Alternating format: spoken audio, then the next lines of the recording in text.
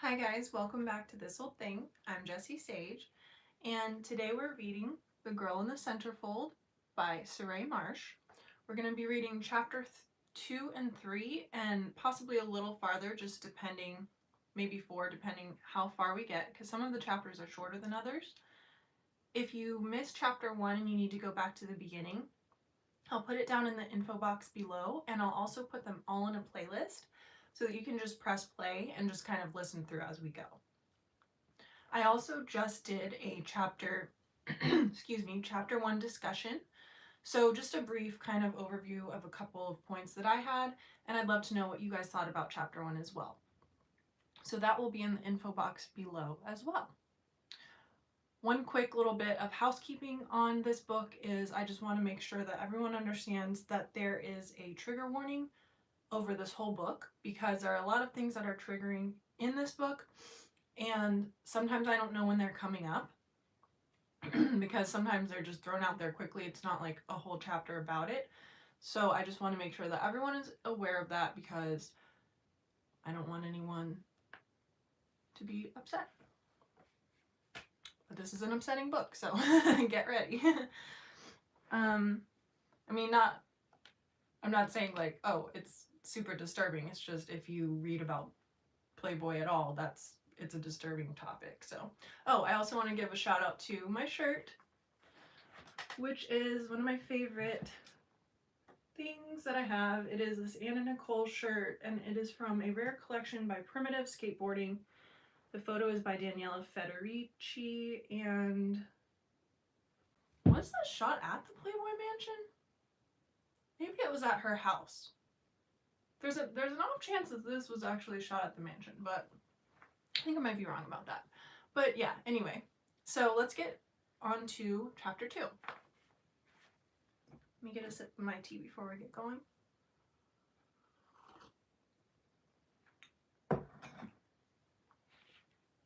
Okay.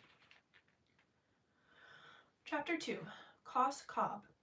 It seems rather ironic, perhaps even funny now, but when I left Norway for America, I was wearing my best dark blue suit, which had the sleeves, collar, and hat trimmed in white fur, bunny fur. At that time, I'd never heard of any but the furry, four-legged kind, and my costume was appropriate. It was November 22nd, 1965, cold in Norway and none too warm in New York, which I reached after a brief stop in Denmark. Sorry, Playboy, but that was my only visit there. I was thrilled beyond reason as I boarded the plane. To think I was going to America, to New York. A whole new life was opening up for me. What wonderful, strange things would happen. I'd be famous, rich, America. Compared to spending a night away from home, this was the atomic bomb. Too bad it became an anatomic bomb. Anatomic bomb? One second, I hear my roommate's dog barking. I forgot to close the door.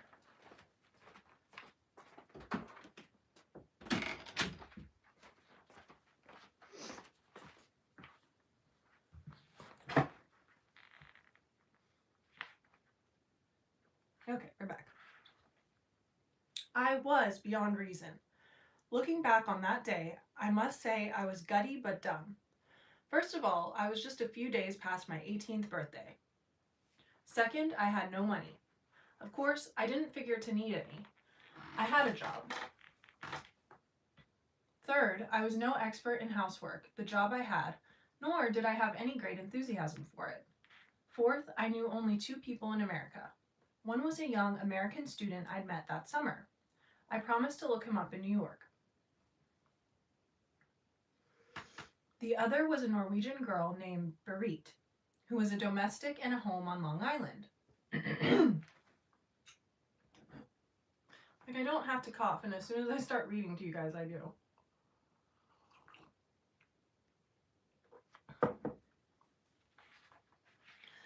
Somewhere on the plane with me, I didn't meet her until just before we landed, was Lila, a Swedish girl whom the same agency was sending over. Lila was a very nice, sweet-faced, rather plump girl who, to my great good fortune, was to work for a family living almost next door to my family. The main reason I was dumb was that I knew considerably less English than I know today. I'd studied it in school, but little had soaked in. I knew some words such as I am, you are, she is, cat, dog, hello, and yes. I guess I didn't know no. I can illustrate just how naive I was by relating an encounter on the trip. A gentleman sat next to me. He was an American in his 50s and very nice. We managed to converse, for he knew little Norwegian. He knew a little Norwegian. He found out who I was and where I was going, then said, 6 months from now, you won't know yourself. You'll be wearing false eyelashes, false nails, false hair. I thought he was out of his mind. Who ever heard of false eyelashes, hair, and nails? Certainly not me. The plane trip seemed to take forever, because I was so eager to see New York. Were the buildings really so tall? I was to be a while finding out, for the agency met Lila and me at Kennedy Airport and whisked us directly to Cos Cob. I never even saw the skyline.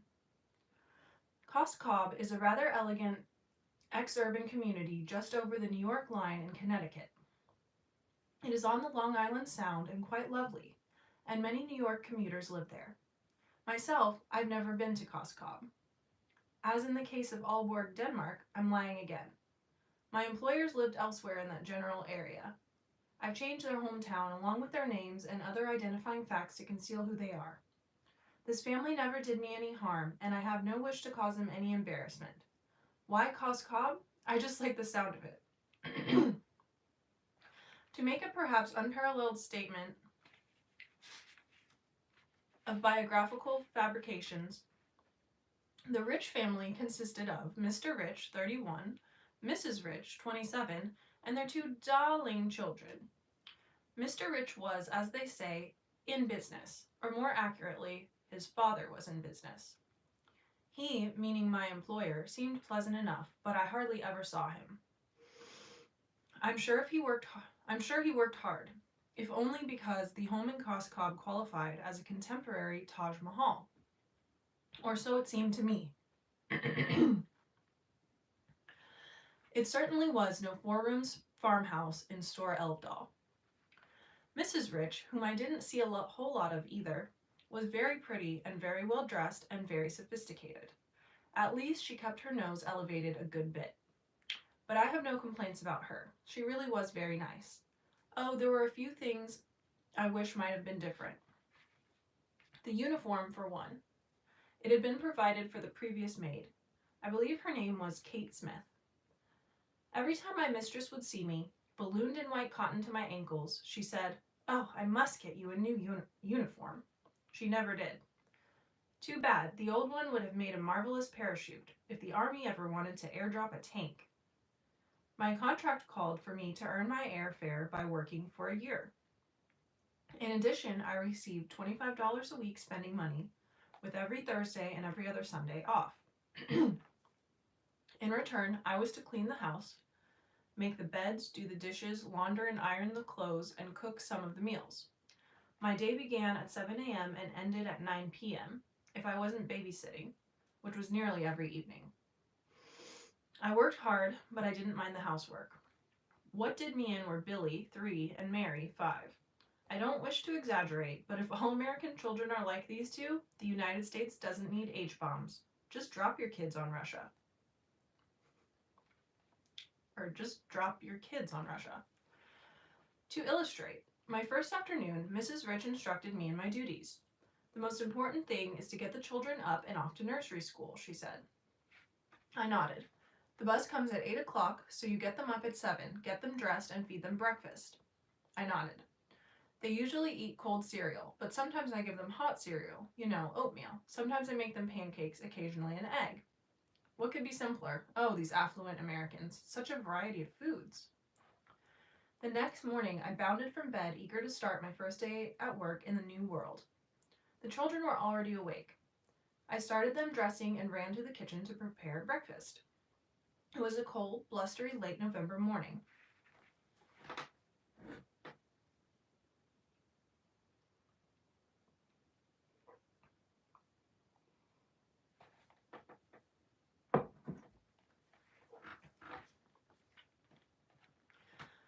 It seemed to me that a nice, steaming bowl of oatmeal would give them a fine start on the day. I boiled a pot of water and mixed in the oatmeal. It even looked good to me. I was just putting the bowls on the table as Billy and Mary came in for breakfast. Good morning, children, I said again. I was very cheery. Yow, they said, or words to that effect. Yeah. Lots of screaming. I'd never heard such screams. American children must be the greatest screamers in the world, and I didn't know what they were screaming about. I thought maybe there was a bug or something in the oatmeal. No, it looked fine to me. Could it be me?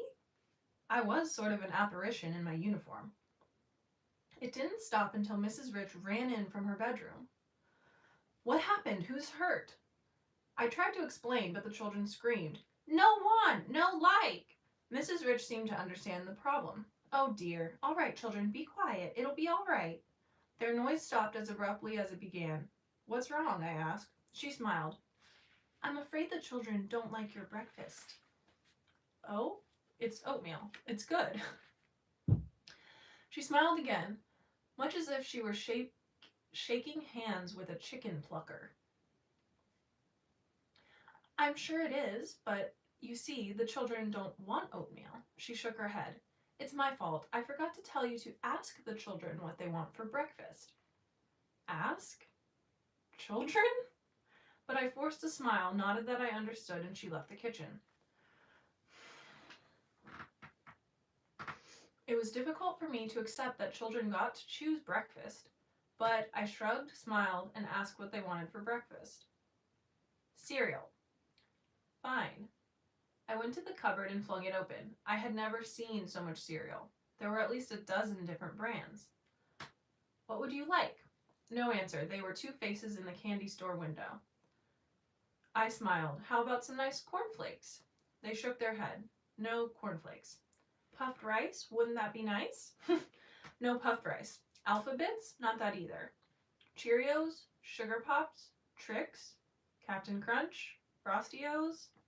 Each brought silence, negative head shakes, or unison shouts of no. Sugar Crisp? Billy and Mary hesitated. I brought the box out of the cupboard. At last, Sugar Crisp it would be. No like that. Oh Lord, I glanced at the clock 10 minutes before the bus left. You've got to eat, children. I know you'll like Sugar Crisp. I started to pour it into the bowls. Yow, they started screaming. All right. I went through the remaining cereal. Shredded wheat, Lucky Charms, Cocoa Crisp. I tried to be a salesman. This is so good, I said, smacking my lips. You'll like this. Yum, yum. I even rubbed my tummy. Actually, I'd never tasted any of them. Apparently they had. They didn't want any of the family cereals. I was desperate. It was 5 of 8. I had to get them off to nursery school. Children, I pleaded, what do you want? Such darling, such wonderful children. In unison, pancakes. In 5 minutes, I was to prepare pancakes? They never did eat. I'm not exaggerating. This is precisely what happened. If you want to say these were just high-spirited kids putting one over on the new girl in town, you're wrong. Breakfast never did get much better, and that was the least of it. Bedtime was Disasterville. They left the bathroom in a shambles. They never picked up a toy, and they had what seemed like thousands. Billy, only 3, mercifully would run out of gas and collapse, but Mary was a human dynamo. She would go, baby, go, particularly at 9 p.m. Up, down, into this, into that, pretending sleep, and she screamed if I got mad. This went on almost every night, for the Riches usually went out, leaving me to babysit. The sounds of happy laughter? Would you believe whining, fighting, and screaming? Sometimes I felt like every nerve was bleeding. I tried everything with these kids. I gave in to them. I tried to be their buddy. I spanked them. I threatened them. I ignored them, or tried to. Nothing worked. As far as I could discover, they were incorrigible, fresh out of Sing Sing.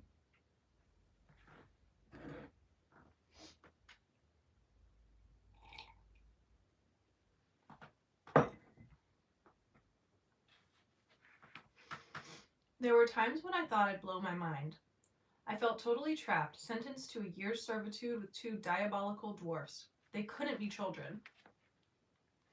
A couple of things preserved my sanity: Thursday and Lila. During the afternoon, Lila and I could often chat on the phone or get together for a cup of tea and pour out our troubles to each other. On most Thursdays, we took the train to New York.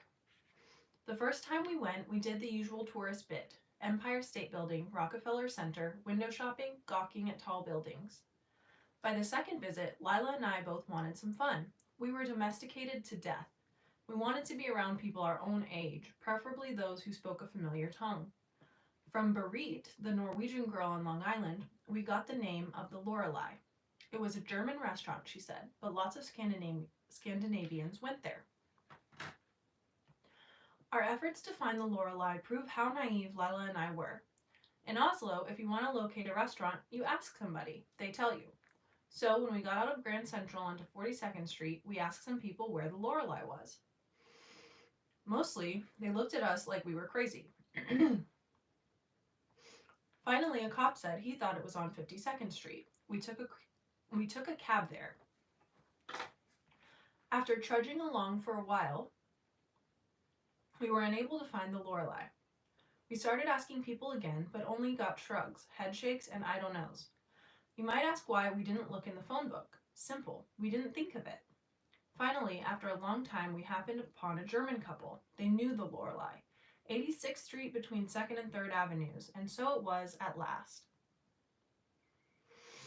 The Lorelei became my home away from home. I went there often. It was a place to laugh and sing and be with members of the human race.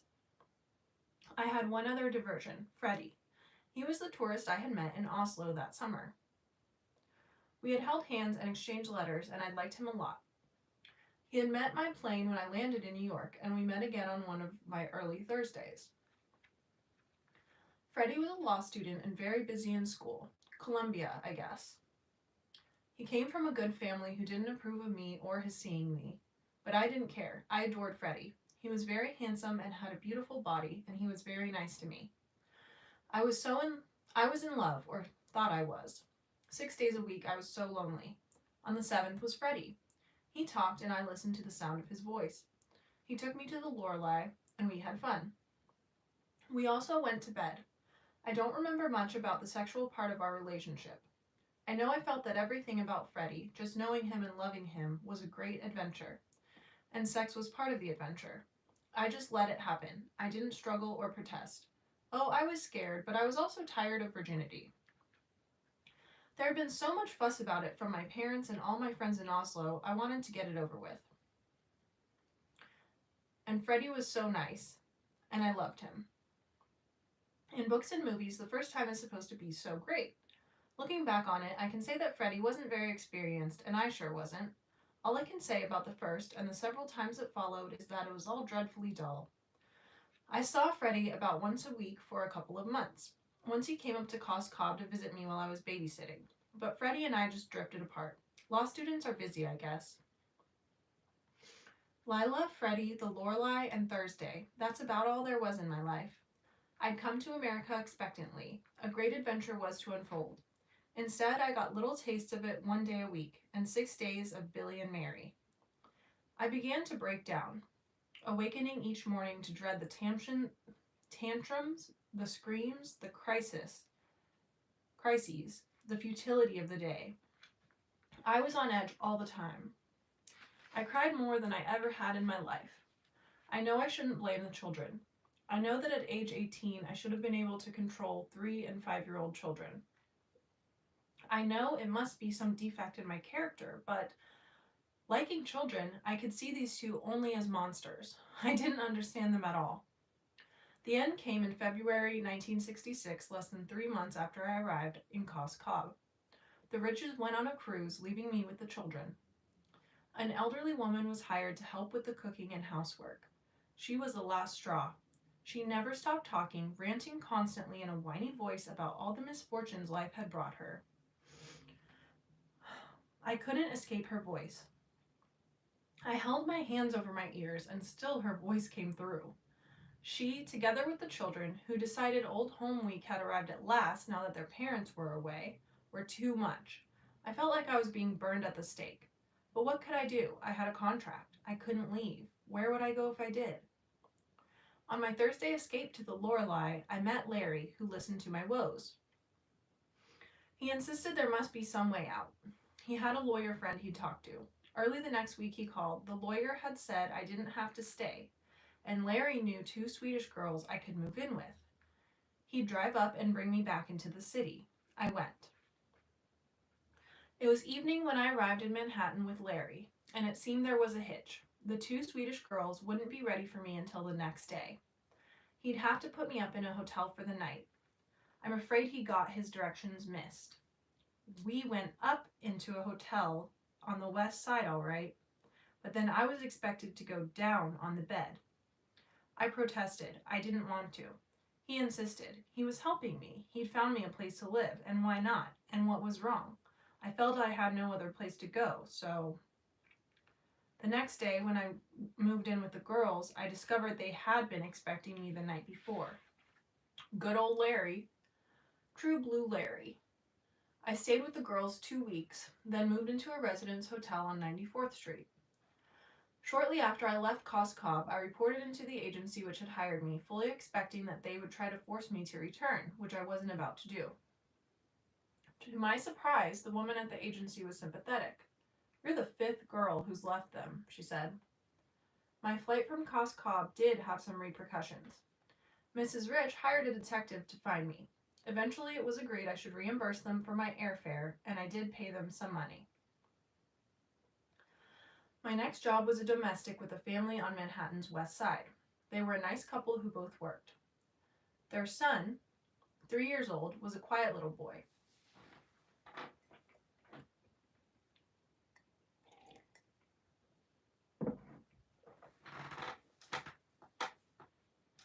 I rather liked it there, but I stayed only a month.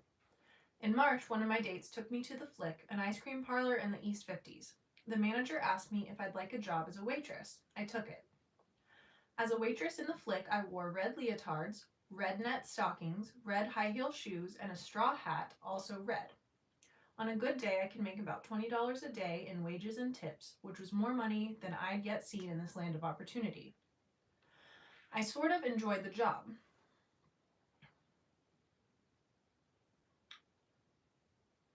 The costume wasn't too brief, and I felt pretty in it, and I got a lot of reaction from the customers. One fellow said, "You ought to be a bunny." I thought it was a line. "Don't you think I ought to get married first?" He laughed. "I mean a Playboy Bunny." "Is that a different kind?"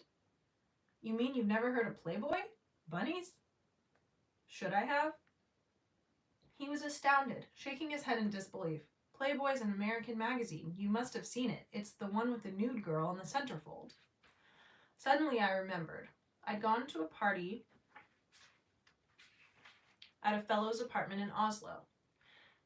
He had a wall covered with nude pictures, which everyone looked at and laughed over.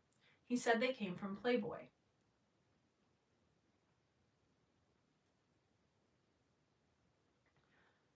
I had been terribly shocked. What sort of girl would ever do anything like that? "I'm not going to be a bunny, mister. Nobody's going to paste me on their walls." No, you misunderstand. The nudes are called Playmates. A bunny is a waitress in the Playboy Club. She serves food and drinks." "A bunny?" He had to be pulling my leg. "Instead of a waitress, she's called a bunny. They wear a costume about like the one you're wearing, only they have a hat with ears sticking up. Oh yeah, and a little cottontail behind." I laughed. Now I was sure he was kidding. But he insisted. "I'm serious. A lot of girls work there. Maybe 200 or 300. Look, they'd hire you. You'd make a lot more than you do here." "I've other customers, mister. I've got to run, really." Several minutes went by while I served the sodas and sundaes as my contribution to American obesity. I tried to ignore the customer. The joke had gone far enough. Yet, I wasn't sure it was a joke. "Are you kidding about these bunnies or whatever you call them?" "Look, I'm dead serious. Ask anybody." I wasn't sure I believed him, but I was intrigued. "How much would I make there?" "I don't know exactly. I understand the girls make $150, $200 a week." "So much?" "Some make more, I guess. You'd be good at it. And why work here when you can make twice as much for doing practically the same thing?" I hesitated. I'm sure he knew I was interested. I know Tony Roma, the general manager of the Playboy Club. Why don't I call him? Arrange an appointment for you. Then you can see for yourself. I heard myself say, okay. So that's the end of chapter 2.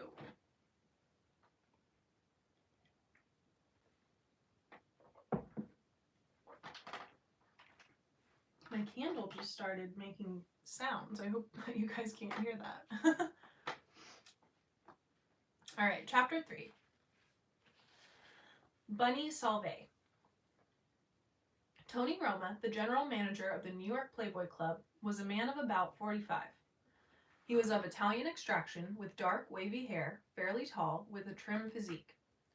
Tony Roma had once been an actor, which was not difficult to understand, for he was very handsome and debonair in his dark business suit. Most charming, poised, urbane, emancipated. I guess he was very good at whatever general managers of Playboy clubs do, for he headed an important club in Mr. Hefner's chain. He now manages the Montreal Club. I've often tried to figure out why his first words were, "How do you like to pose for the Centerfold? Be a Playmate." I don't think it is customary. The whole Playboy organization from Hefner on down, contrary to the public impression, is very businesslike. They pay well for almost everything, but they demand what they consider quality. This is perhaps another way of saying Playboy minds the buck. Perhaps Tony Roma said that because he was unaccustomed to interviewing prospective bunnies. I learned later that new bunnies are hired by the bunny mother. One could call her a head rabbit. But foreman would probably have more meaning. Maybe Tony Roma had never hired a bunny before. Maybe he didn't know what to say. Maybe he was kidding. Maybe he meant it and figured I'd do a strip right there in the office. I don't know.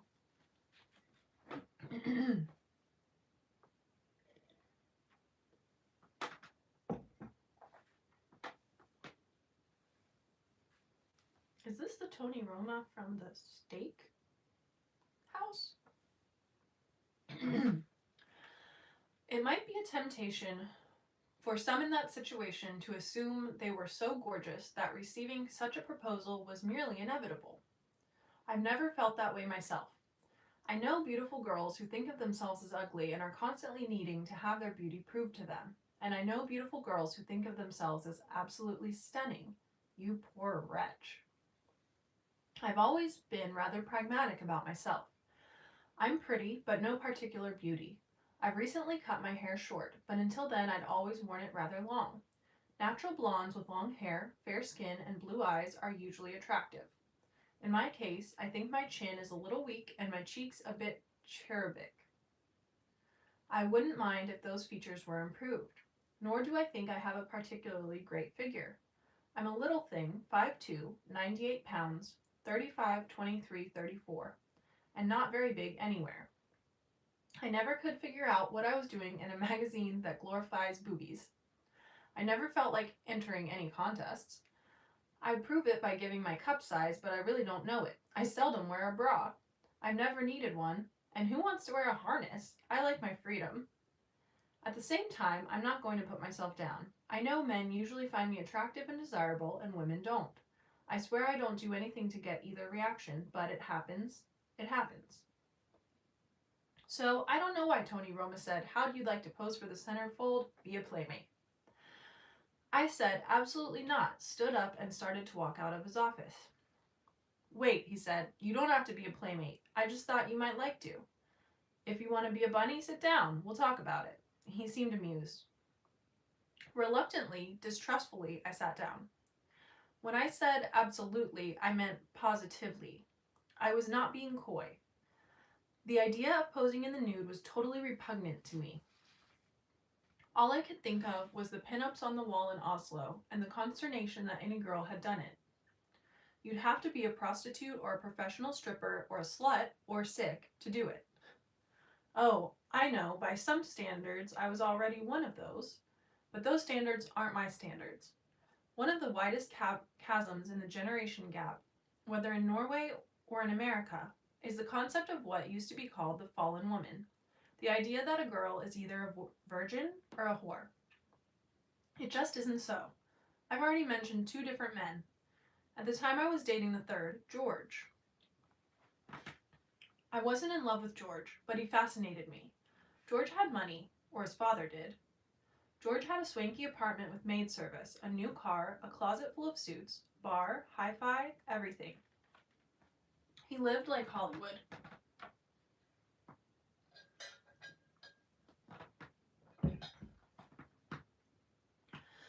We met at the Lorelei and he invited me to a party. Later he asked me to spend the night at his place, and I did. I saw George once or twice a week from the time I left Cos Cob until shortly after I went to work at the Playboy Club. There wasn't much sex between us, but what there was I didn't feel guilty about. We had fun. There was dinner and discothequing and fun people. I wasn't lonely with George. Personally, I didn't get much out of the sex except for being warm and cuddled and adventuresome, but he seemed to be happy. It was a small price to pay.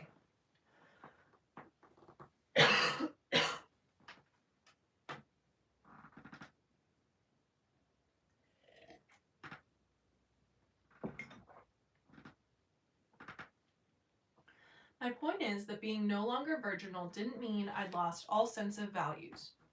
I started to smoke, but I still didn't drink much. Still don't. I wasn't robbing banks and pushing little old ladies into the gutter, and I wasn't a girl who posed in the nude to be plastered onto walls. There was no great problem in being hired as a bunny. If I filled out an application, I don't remember it. Tony Roma explained that I was to be the door bunny. This meant I was to stand by the door and greet the club members as they came in, saying, "Good afternoon, welcome to the Playboy Club." I was not to say hello, or "Hi there, handsome," or "How do you like to pose for the centerfold, cutie?" I was to say, "Good afternoon, welcome to the Playboy Club," and not a word different. In fact, the only issue about my employment was my ability to render the proper greeting. Now, Solveig, try it. "Good afternoon, welcome to the Playboy Club." I tried it. "Good afternoon, welcome to the Playboy Club." "Your accent's all right. Kind of sexy, in fact. Try it again." "Good afternoon, welcome to the Playboy Club." No, mean it. Make the people feel welcome. "Good afternoon, welcome to the Playboy Club." That's better, but you have to smile. We want warmth. You're absolutely delighted to see them. I rendered my biggest grin. "Good afternoon, welcome to the Playboy Club." That's better. Try it again. I tried. Great, just great. You'll do fine. But practice it. Say it over and over tonight. "Good afternoon, welcome to the Playboy Club." Tony Roma was very nice to me. He outfitted me with a used bunny costume until my own were ready, and he lent me the money to buy the shoes to go with it. More significantly, he paid me an extra salary. I was hired at $25 a day, $125 a week. After 3 days, he gave me a $5 a day raise. It was more than I'd ever dreamed of. When you work in a Playboy Club, you rather assume the sun rises and sets there. The place is so jammed that you figure every male over the age of 12 must be a member. Realistically, this isn't so. There are only a handful of clubs in principal cities. As big as the clubs are, they can accommodate only a few hundred members. So it must be assumed that most people have never set foot in a Playboy Club. Therefore, it is appropriate to start at the beginning. A Playboy Club is basically a restaurant with bar service. The drinks are generous, but cost $1.50 apiece. The food, to be kindly, is at best acceptable. It is hard to imagine Duncan Hines or Craig Claiborne suggesting the New York Club as the best meal in town. They'd probably shudder. The fare is simple, mostly steaks. The menu is short, the chefs, again to be kindly, uninspired. The tables are diminutive and placed so close together one has to squeeze into a seat. And watch your elbows while eating. And you did use a deodorant, didn't you? Truly, at rush hours, the Playboy Club is a study in the problems of the population explosion. The service is basically simple and perfunctory. No comparison can be made with the leisurely, gracious service of a fine restaurant. Despite all of these liabilities, the Playboy clubs are an undeniable success. Men shell out $50 for a key or membership, then return again and again. And in New York, there are hundreds of interesting restaurants they could go to. In analyzing the reasons for the club's success, one has to start with the decor, which might be described as contemporary lavish. The club is divided into rooms, all small, decorated in various themes, and always posh, plush, and luxurious. It's a tongue twister. And always posh, plush, and luxurious. Certainly, the member buys decor. There is entertainment. Combos, singers, comedians, dancers, and little acts by bunnies occur regularly.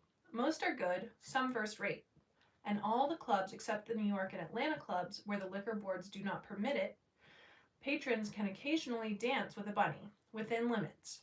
According to the Playboy Club Bunny Manual, a 50-page list of do's and don'ts for bunnies, bunnies may 1. Have their picture taken with patrons, provided there is no physical contact whatsoever, and 2. Dance with patrons at the feature dance party, provided there is no close physical contact, e.g. twist, Watusi, etc.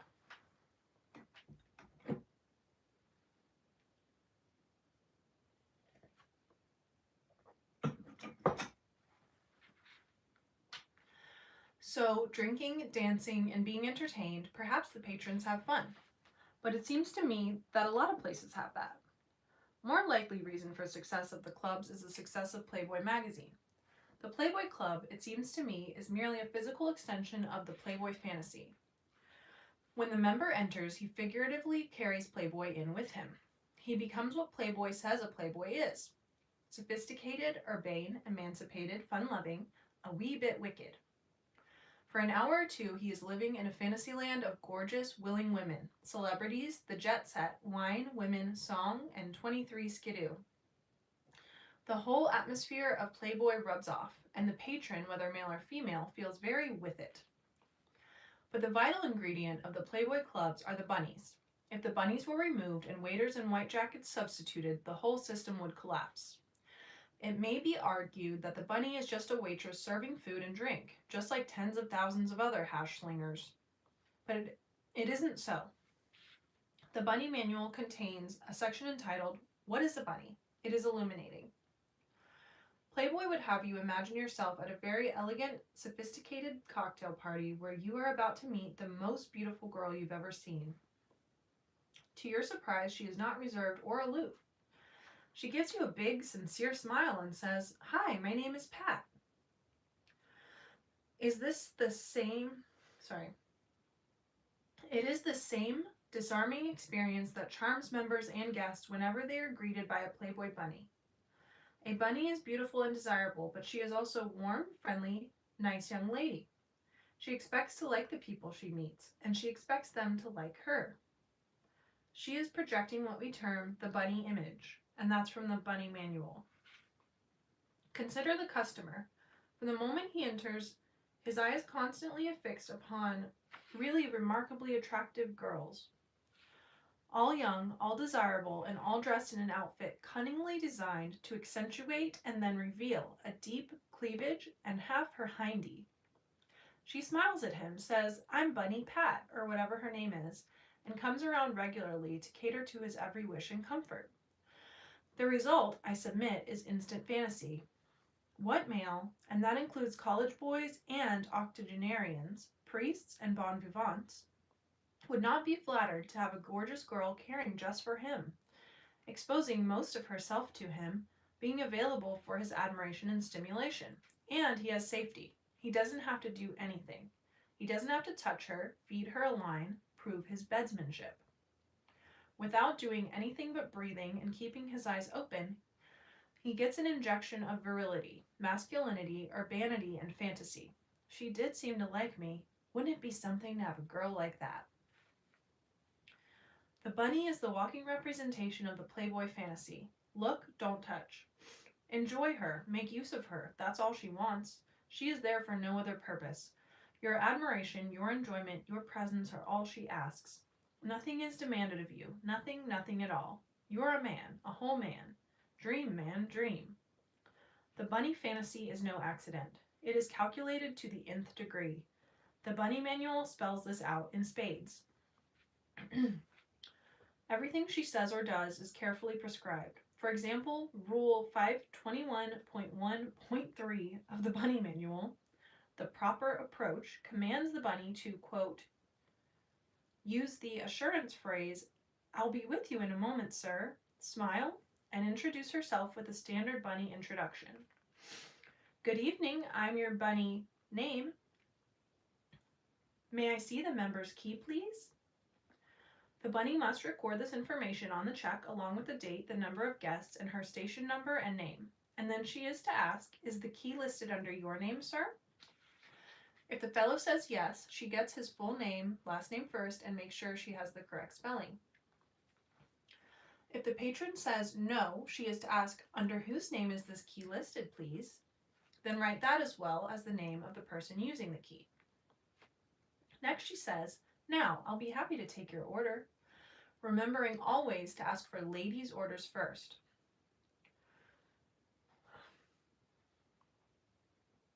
She never asks for an order in a crude or trite phrase such as, "What'll you have?" or "Your order?" She is always friendly. If ladies are present, she always asks, May I take the lady's order now, please, Mr. So-and-so?" That is all she says, except for possibly, "Do you care for cocktails, sir?" Rule 520.2.8 forgives any and all mingling with guests, and mingling is defined as dating, any physical contact, fraternizing, or socializing with patrons or guests. Mingling is very bad, and the bunny who mingles can be fired. A person might reasonably ask how the bunny is to be the warm, friendly, nice young lady if she can't mingle. The manual's answer is for her to briefly converse with patrons, as long as she restricts herself to polite formalities and information about the Playboy Club. Under no circumstances is she to provide any personal information about herself or other bunnies, such as last names, phone numbers, addresses, or vital statistics. Playboy's great concern about the moral fiber of bunnies is again demonstrated in Rule 520.2.3, which again forbids the giving out of names, addresses, or phone numbers. Just in case a girl has any doubt, there is Rule 520.2.5, which tells her not to date any club patrons unless she has a great desire to be immediately dismissed. Not only are these and many other rules established, but Playboy goes to great lengths and expense to enforce them. Consider Rule 520.2b and c. The Playboy Club is one of a long list of retail establishments, restaurants and nightclubs serviced by Wilmark Service Systems, Inc. By having detectives visit each club, Playboy is, quote, truly able to tell which bunnies are doing a really good job. Playboy claims it is an obligation to prevent minor irregularities. Wilmark detectives are the first step towards educating our employees to be on their toes and to work with maximum efficiency at all times.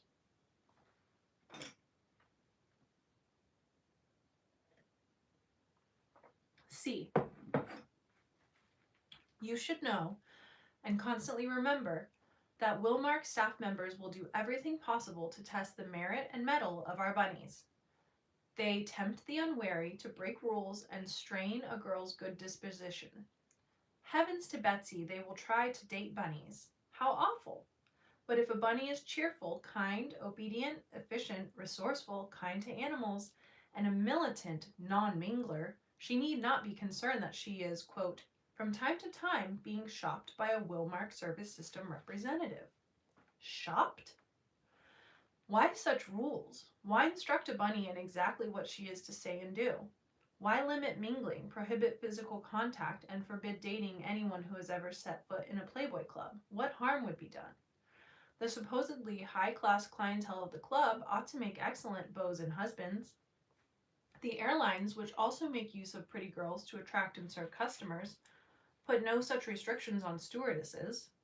And why go to the trouble and expense of hiring gumshoes to entrap the unwary bunny? To protect these sweet young things from the advances of lecherous males? Hardly. Not even the Playboy Bunny manual suggests that. Rule 520.2a.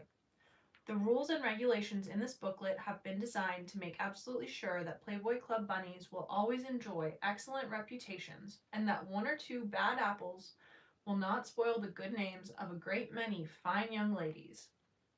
That is bunk. There is nothing about making the acquaintance of a patron or chatting with him or dating him that would ruin a fine young lady's reputation. That nonsense went out with high-button shoes. Maybe the rules are intended to protect the good name of the Playboy Club. After all, many places prohibit unescorted women from sitting at the bar. Perhaps Playboy doesn't want the clubs to get a reputation as a place of assignation. Maybe, but I doubt it. The Playboy clubs don't traffic in a high reputation anyhow. Not too many Sunday school classes attend. And I doubt if many clergymen recommend that their parishioners go there, unless they carry axes.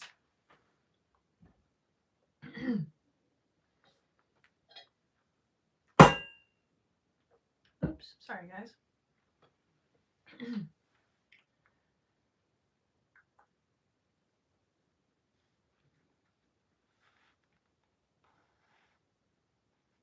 Besides, plenty of dates are made. A club executive introduced me to a patron. I went out with him. He did not have in mind a visit to the Central Park Zoo, and the club official knew it. I hardly think my date was a Wilmart gumshoe either, but if he was, I hope he didn't put that $100 he tried to give me on his expense account. The only reason for these absurd rules, I'm convinced, is to protect the customer. If the guy got into a situation where he was making out with a bunny or even thought he might make out, he'd never come back. He'd be scared to death. The rare guy who wouldn't be scared would immediately start to meet her elsewhere, avoiding her place of work. Mingling, dating, would ruin business. More than that, though, the rules maintain the illusion. The guy can look, but no physical contact. He can dream, but not mingle. No pass, no action is possible, therefore none is required of him. And if he thought he could date the girl, she no longer would be a nice young lady, and that fantasy would go poof. Hence, the bunny doesn't say, "It's good to see you," for that would convey a little too much eagerness and intimacy. It might frighten him. She doesn't say, "What'll you have?" for he might feel compelled to say, "You, honey," and get himself into difficulties. She doesn't say or do any number of things for precisely the same reason. I believe this. Most patrons of the Playboy Club are married. If single, they're there with dates. If the guy was on the make, he would go where the action was. What kind of men would want to sit and look at cleavages? Most men want to play it safe. The realities of making out with a bunny, for most men, are great expense, lies, cheating, and divorce. Besides, he strongly suspects she is a whore who wants to put the mark on him. How much better to dream, to wish, to hope, and the Playboy clubs, like the Playboy magazine, give it to him by the ton. Many other rules enforce the fantasy. The bunny may not be seen eating or drinking. Dream girls do not have bodily functions. She may smoke, a handy phallic symbol, but she must puff and put the cigarette in an ashtray. She may not hold it. The Freudians would have a field day with that one. She may not sit. She perches on the back of a chair. She does not bend over the table to serve the food and drink.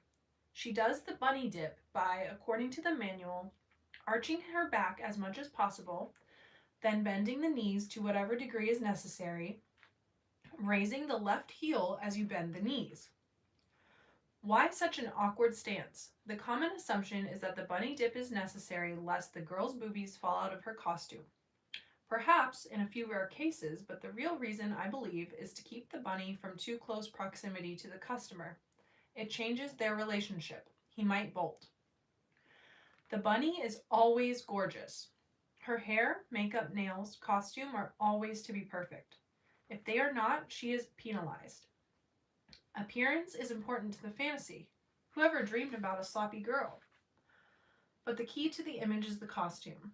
The bunny costume, according to Playboy, consists of a, quote, smart satin suit custom designed for you alone, rabbit ears, cotton tail, cuffs with Playboy cufflinks, collar with bow tie, name medallion, heels, and hose.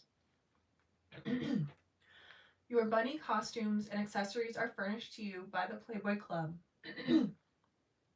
with the exception of the dyed-to-match shoes, which you purchase, and the special hose, which are provided for you at cost.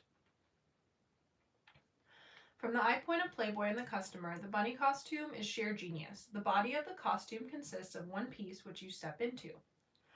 The leg holes are cut so that the sides come to the top of the hip bones. The effect is to create the illusion of a girl with very long legs, encased in black nylons, a la the Varga cartoons. The scooped out sides mean that a good bit of the fanny is revealed and necessitates some judicious shaving in front. The bodice of the costume is engineered so as to pull the breasts together and push them up. The total effect of the costume on the eye of the beholder is that of a perky little chick. Forgive me, perky little bunny, with long legs, deep cleavage, and cunning little bottom, accentuated with a puffy cottontail. The high heels are necessary, because men have a thing on high heels. The rabbit ears add a touch of humor. The collar and cuffs suggest primness. See, she's a nice girl after all.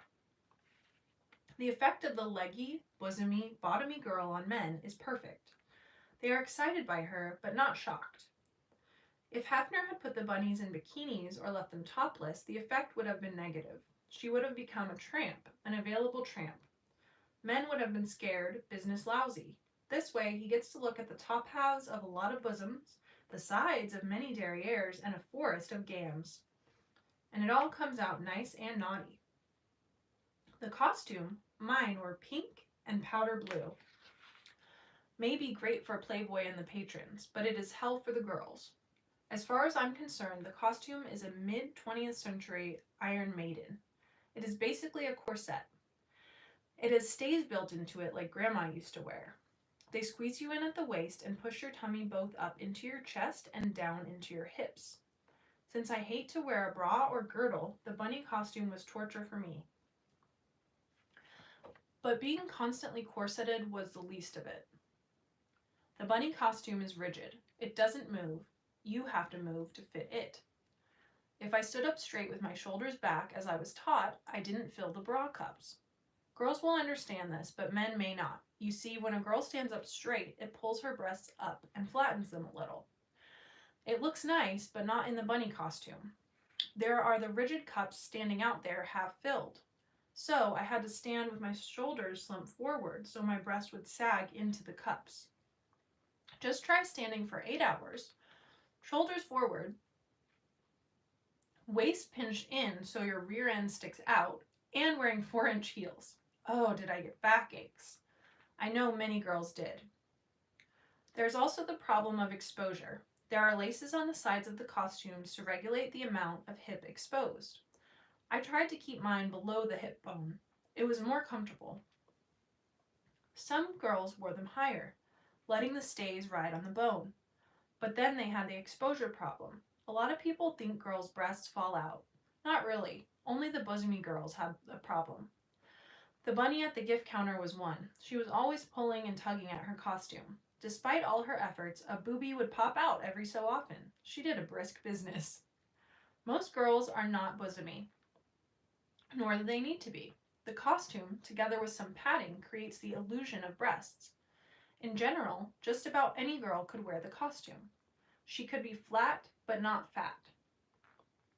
With that hourglass corset, there isn't much place to put flab. Of course, she needs reasonably good legs and a very strong back. The bunny, according to Playboy, is supposedly a glorification of the American girl.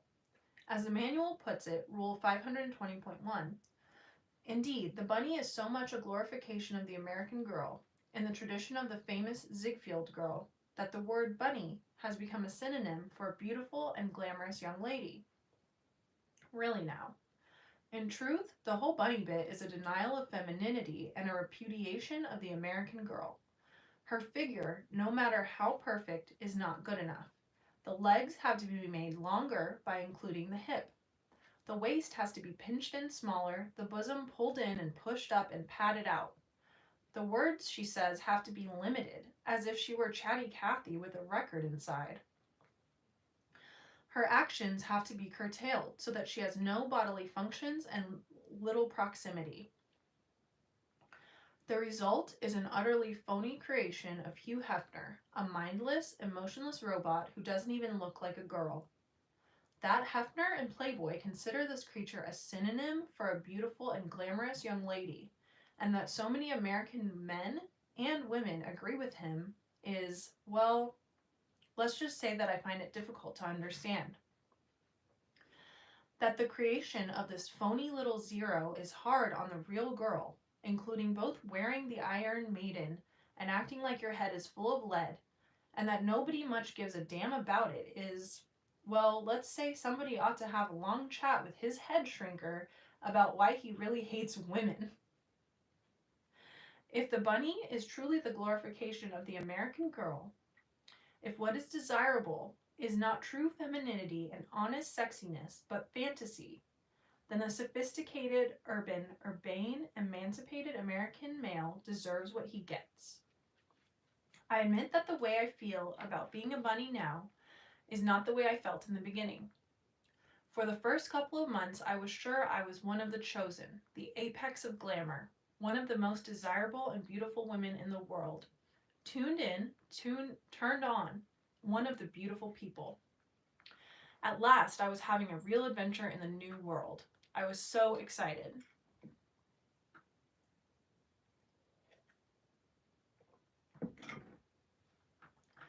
During this time, I rather consistently violated Rule 520.2.4. Bunnies are forbidden to date employees of the club. This rule applies to room directors, office personnel, bartenders, musicians, and performers. I guess I dated all those. My love life, or is it sex life, will come up later in the book, but no discussion of bunnies and Playboy clubs would be complete without describing what else goes on besides drinking and eating and bunny dipping and cleavage watching. I want it understood, though, that I'm writing about only one bunny, me. I don't know a thing about the intramural activities of a single other bunny. If Mr. Hefner insisted upon it, I'd be willing to believe that every other bunny but me was as pure as the driven snow on a garbage dump. It's true, I dated club employees, but a particular, if not necessarily peculiar meaning must be attached to the word date. You see, the male employee of the Playboy Club tends to look upon the environs as his private preserve that is well stocked with bunnies and has no limit on the bag. He's very possessive about his preserve. Oh, he'll share his largesse with his friends. Yes, sir, Solveig, this is Marco.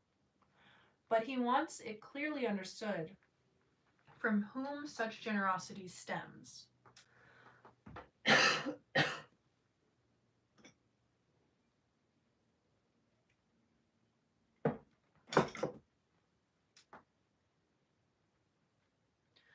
After all, he works with the girls every day.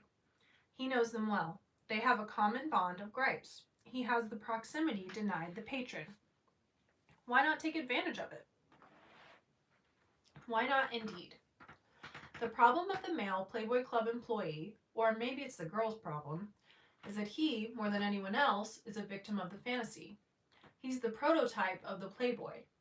Here's a whole building full of gorgeous girls, each one a live, breathing, anatomically equipped personification of the fantasy. She's beautiful, she's sexy, she's emancipated, she wants him. If she isn't and doesn't, he concludes there's something wrong with her and forgets about her. To him, the object of a date is not love and romance, friendship or fun, but no, not even sex. To him, a girl is a seminal vessel. Put it this way. Among the playboys of this world, Caesar had it wrong when he said, I came, I saw, I conquered.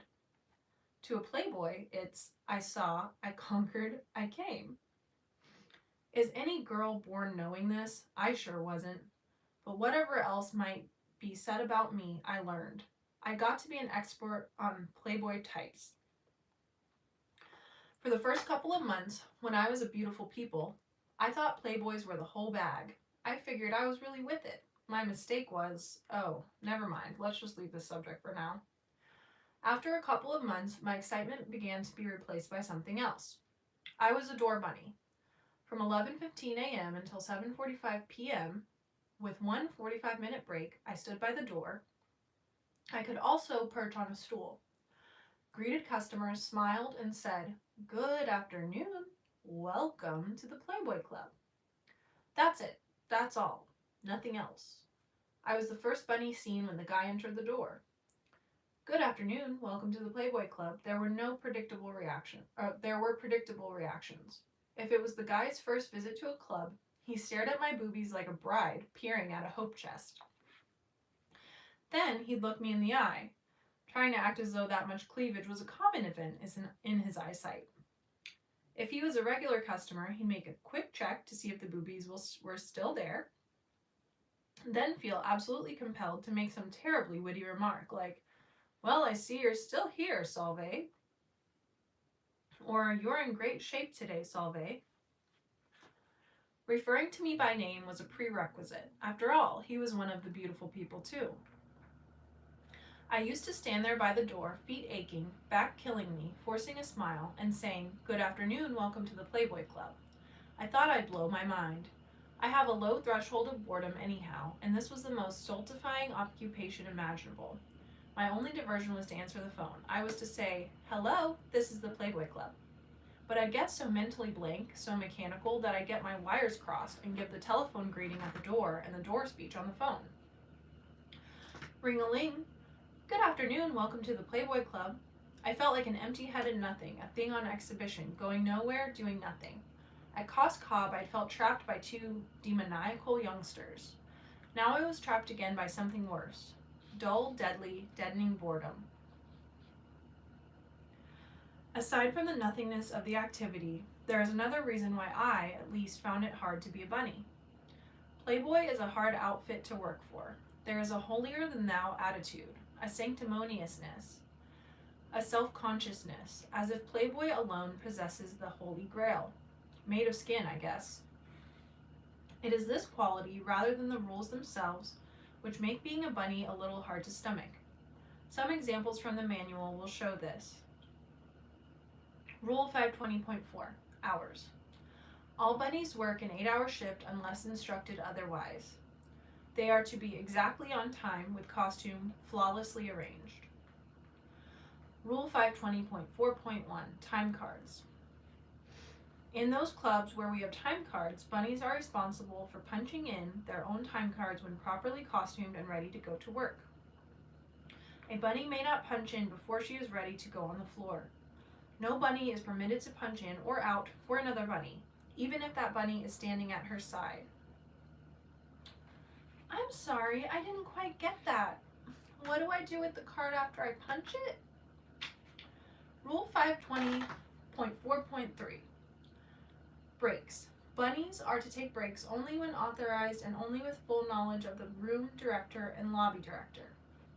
The bunny must see that another girl covers her station during her break and be sure that her break in no way interferes with service in the club. Rule 520.5, absenteeism. Habitual absenteeism is cause for dismissal. The club realizes, the manual claims, that sometimes there are unavoidable reasons for absence. If the bunny is unable to work as scheduled, it is her responsibility to find a replacement. That isn't easy. The bunny is to obtain a copy of the schedule from the bunny mother and make sure it is an up-to-date schedule. If she is to be absent on a working day, she must check the schedule to see who has a regular day off that day. Then she arranges for one of the bunnies to take her shift. Both bunnies must notify the bunny mother of the planned change. When obtaining a replacement, a bunny must check with the bunny mother to find out if the replacement is suitable. For example, a bunny who works a showroom must get a replacement who is qualified to work a showroom, not someone who has never worked this type room. After getting a replacement, she must notify the bunny mother, and naturally the bunny replacement also has to call the bunny mother. Now, children, we will have a brief explanation of menstruation. Rule 520.12, personal hygiene. Good grooming starts with a daily bath and a good deodorant. The bunny is advised that regular usage of body lotion will keep her skin softer and prettier looking, and that special attention must be given to her hands and nails, i.e., she must make sure they are always clean and well manicured. All bunnies failing to take a daily bath will pay particular attention to the rule 520.2.8, mingling. Rule 520.15, the bunny mother. A bunny mother is stationed at every Playboy club to coordinate and supervise the work of the bunnies. Her position is similar to that of a college advisor, and you will find her a trusted and unofficial confidant. For whom? All these little asides are kind of there in italics of like Solveig's little thoughts that she's adding, just to clarify that. So she said, for whom?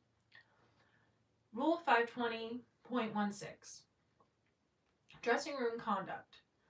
Bunnies will see to it that the dressing room is clean and neat at all times. Bunnies are also urged to make sure that trash goes into proper receptacles. The dressing room is the only place where bunnies are permitted to sit, relax, or have bodily functions. But they are not to interfere with girls who are preparing to go on or off duty. Rule 520.16.1, lockers. Each bunny is assigned a locker and combination lock, a duplicate of which will be kept by the bunny mother. Be especially careful to place your shoes inside the locker when you go on duty so that they will not be a safety hazard lying around on the floor. What's happening on the floor? My favorite rule, 520.16.2, bulletin board. It is your responsibility to examine the bulletin board every day for any new instructions or notices which might be posted. I could hardly wait. Then there is the demerit system. The schedule of demerits is too long to reproduce here, but a few items might illuminate the system. Most serious offense was failure to report to work without a replacement. This earned 25 demerits. A third offense and you were out on the street. You could be up to 5 minutes late without demerits, but any longer earned demerits on a graduated scale. 20 minutes late, 7 demerits. 31 minutes late, 10 demerits. An hour, 20 demerits. The same demerit schedule applied if you were tardy to bunny meetings. Insubordination, 15 demerits. Improper conduct, such as drinking any liquid or eating, 10. Improper appearance, such as unkempt hair, improper makeup, improper costume, unmatched shoes, dirty nails, 5 demerits. Overstaying break, a demerit a minute. If you got 100 demerits, the pink slip. Demerits were wiped out at the end of the year, or by earning merits. Merits were earned by getting votes in the Bunny of the Week contest, working on days off, working unpaid Playboy promotions, and pushing drinks. In Playboy parlance, the latter was known as the Good Service Contest, with the minimum number of patrons being served as 30 in an 8-hour shift. Despite all the rules, the gumshoes, the system of penalties, Playboy insists, Rule 520.1a, we are a friendly, relaxed organization. According to Playboy, Rule 520.1f, you will find a quality of friendship seldom encountered in other areas of employment. Bunnies, we are told, share apartments, spend leisure time shopping, sightseeing, and vacationing together. Perhaps some did, but I did not. I've never been too much on girlfriends. I never seemed to know what to talk to girls about. In the locker room, there was always a lot of chatter and giggling. Some girl would come in with a new wiglet or fall. There'd be a big fuss, oohs and ahs, and squeals and scrambles to try it on, and isn't it darling, and where did you get it, and how much did it cost? I just couldn't see what all the fuss was about. A wig's a wig, a wig's a wig's a wig. So I stayed out of it. I came in, tried to find a halfway clean dressing table among all the litter that violated Rule 520.16, put on my makeup, got undressed for work, putting my shoes carefully in the locker, and showed up for work. Good afternoon, welcome to the Playboy Club. I never did fraternize very much, and I never did find any much quality of friendship. But that may be my fault. I was a bunny for 13 months. I cannot say I enjoyed every minute of it. But where also could I earn $150 a week for saying, Good afternoon. Welcome to the Playboy Club. And that is the end of chapter 3. So thank you guys for listening. We will continue with chapter 4 next time. Let me know if you guys want to do a recap of these 2 chapters and chat about them separately, or if you just want to go on to the next chapter. Thank you guys so much for watching, and I'll see you next time.